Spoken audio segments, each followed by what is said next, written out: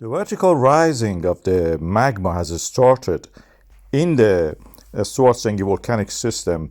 We see it in this earthquake chart, which shows the depth and the magnitude of the earthquakes. And based on that, we can say that the stage that the lateral movement of the magma starts has passed. Magma is now going vertical. This is an important diagram. It shows how many days has passed since the start of the swelling up of each stage of the eruption under the Svartsengi, when the magma was accumulating, how many days passed, then the lateral movement of the magma starts, means horizontally moving toward the east, toward the Sundunga craters.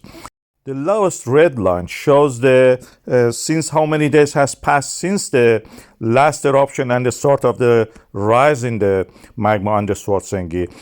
The small circle shows it at the 21st of the February, and since then we have passed 4 days, and we are now at the rectangle which shows the date of today.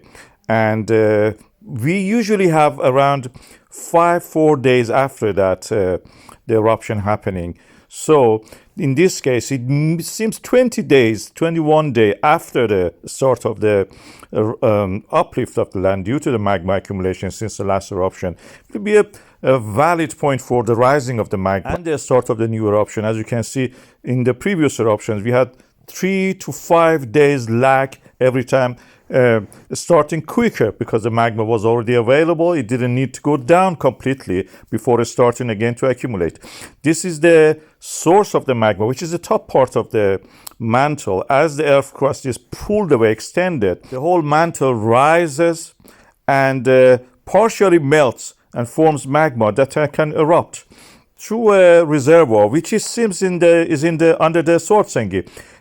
According to the Professor Thorvaldur Thorvaldsson, the area under the Svartsengi seems is malleable. I use the word malleable. He used the word plasticity.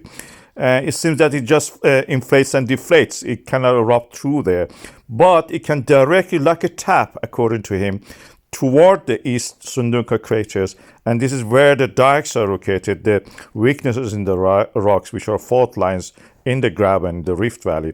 And then from there starts to erupt. We are not in that stage, as I showed that from the depth of 5 kilometers, this tap is actually opening up and the magma is rising vertically now. It has been moved laterally, now it's moving vertically. It may erupt somewhere like this red area that I marked, or less priority, maybe toward that yellow area, Stora Skogafell, or near the Sundunga lower part of it, or Hagafell. There's a small chance also inside the north part of the Grindavík. The waves of the earthquakes we see that are accommodating the displacement due to the extension of the earth crust here. This is the striker slip faults, which forms practically this body-naged or sausage-shaped structures. We call them rift valleys of this volcanic system. Every one of them we can call a volcanic system.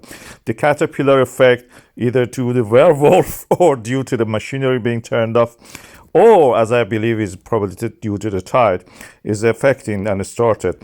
It cannot be due to the workers, turning on and off, because we now see that there is a snow storm and probably nobody is working.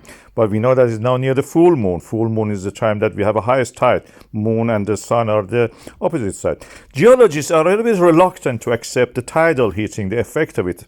But in the planetary geology, we actually know that such a thing, for example, in the Io, the satellite of Jupiter, is quite possible. We saw it in the Voyager images. We see it in the Galileo and the Juno also. And these are the hottest spots we see there. Tectonics probably on the planet Earth started like that. And I believe since 1970 and 80s that it has maintained it since then. In the Enceladus, which is a satellite of the Saturn, we see a very similar case of volcanism with actually volcanic systems and the rift valleys, similar to what we have in the Reykjanes Peninsula of Iceland. Very interesting to study that in that case. Unfortunately, we don't have any spacecraft in that area. But we have the Iceland, we can study it there. Volcanism and the rift valleys formed and the fissures, quite similar to what we have now here. You will be surprised to know that the Blue Lagoon is actually fully booked and a lot of people are just going there just to be enjoying the time that they can enjoy in that area.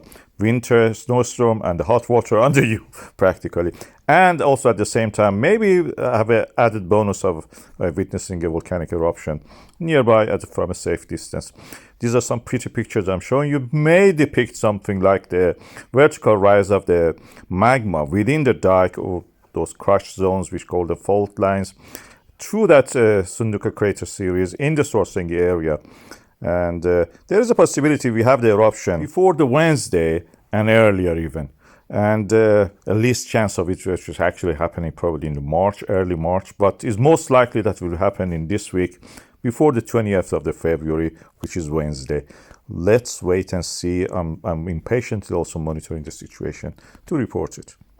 And those pretty pictures were actually produced by the artificial intelligence AI. And so this is the how the world is going that direction. We can imagine everything. We don't need to be a Van Gogh for anything like that. We have AI.